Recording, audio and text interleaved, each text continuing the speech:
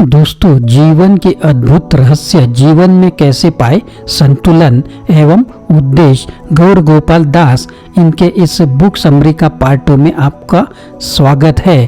दोस्तों, अगर आपने पार्ट 1 नहीं देखा है तो ज़रूर देखिए, और अगर आप नए हैं तो चैनल को सब्सक्राइब ज़रूर कर ले। अब अगले पॉइंट कंटिन्यू करते हैं इस वीडियो में।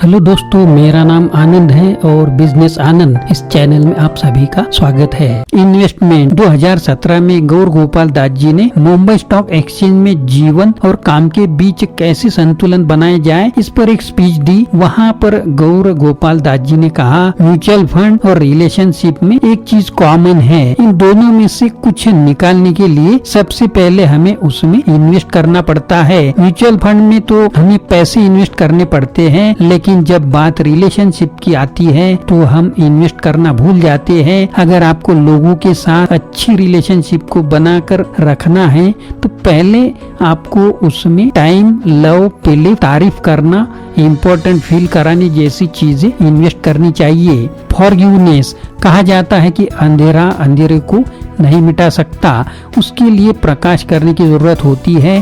ठीक इसी तरह अगर किसी से गलती होती है, कोई आपको हर्ट करता है तो आपको उसे माफ कर देना चाहिए।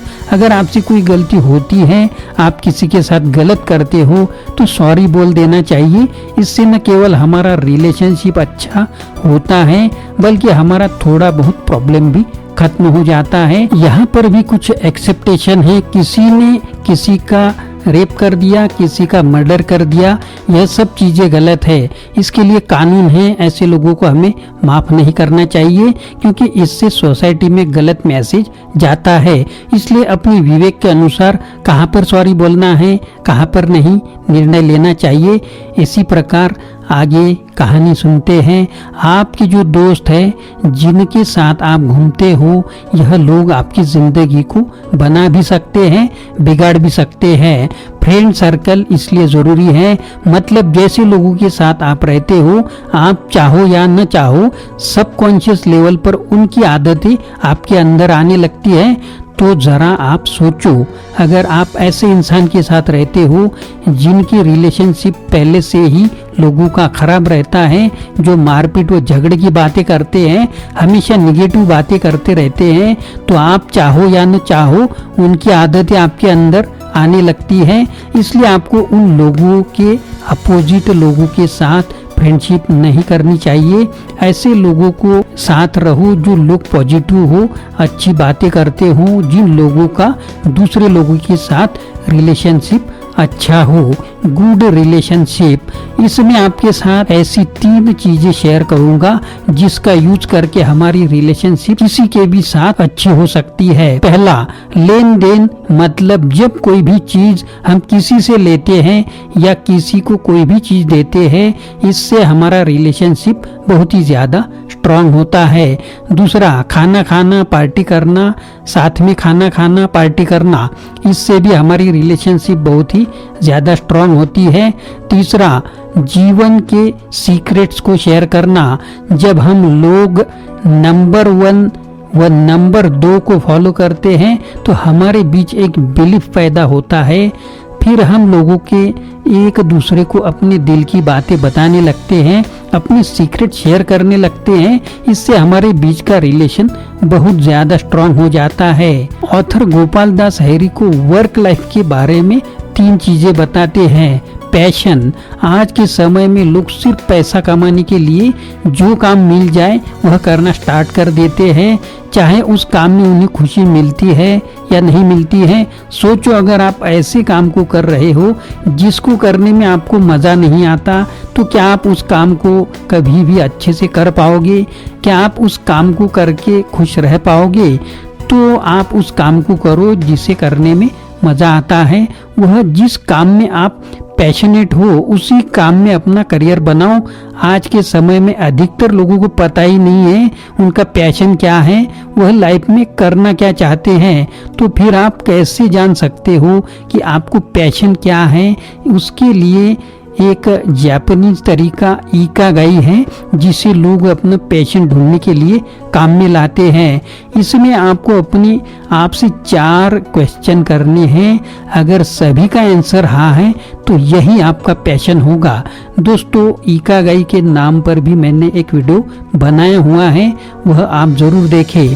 कंपटीशन, ऑथर कहते हैं कि हमें कभी भी किसी से कंपटीशन नहीं करनी चाहिए। अगर हम ऐसा करते हैं तो खुद की लाइफ के साथ गलत कर रहे हैं। लेकिन अगर आपको कंपटीशन करना ही है तो खुद का खुद के साथ करो, खुद के कल का खुद के आज के साथ करो, बस दूसरे के साथ मत करो। ऑनेस्टी, यह सबसे इम्पोर्टेंट है। आप जो भी काम करते हो उस काम में ईमानदार रहो। कभी भी किसी के साथ बेईमानी करके, धोखा करके या किसी भी गलत तरीके से जो आप पैसा कमाते हो, ऐसा करके आप लाइफ में खुश नहीं रहोगे। सबसे जरूरी यह है आप जीवन भर ईमानदार रहो। ऑथर कहते हैं हमें अपनी वर्क लाइफ को ऐसे ही इसी तरीके से जीना चाहिए। दुनिया की सबसे बड़ी जो खुशी होती है वह हमें सिर्फ दूसरों या दूसरे लोगों की हेल्प करके मिल सकती है। इसलिए इंसानियत के नाते अगर कोई इंसान ऐसा है जिसको आपकी हेल्प की ज़रूरत है तो आपको उसकी हेल्प अवश्य करनी चाहिए। ऑथर कहते हैं हमारी लाइफ का पर्पस है वह आइसक्रीम से कैंडल तक का सफ़र है। इसका क्या मतलब है? इसे हम अपनी लाइफ से कुछ इस तरह से रिलेट कर सकते हैं।